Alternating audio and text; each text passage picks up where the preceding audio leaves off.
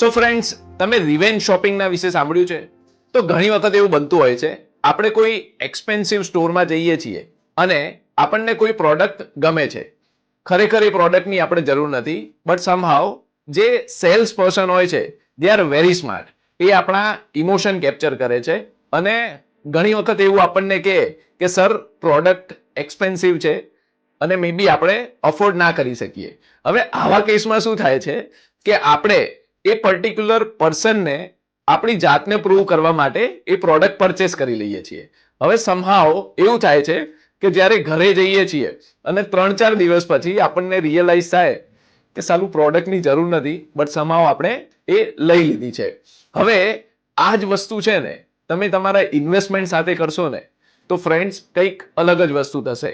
તો ઘણી વખત કેવું થાય છે કે આપણી પાસે એવા ઘણા બધા ફાજલ પૈસા પડ્યા હોય છે અને ટ્રસ્ટ મી ફ્રેન્ડ્સ, એ પૈસા તમે જો ઇન્વેસ્ટ કરશો ને, તમને રિગ્રેટ એ ટાઈમે તો કદાચ થઈ શકે છે, બટ એ ડિસિઝન તમને ફ્યુચરમાં ખૂબ સારું અને બોલ્ડ તમને લાગશે.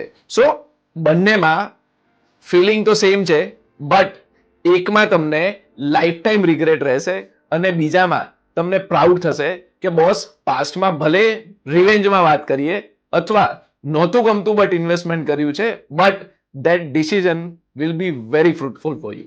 Thank you.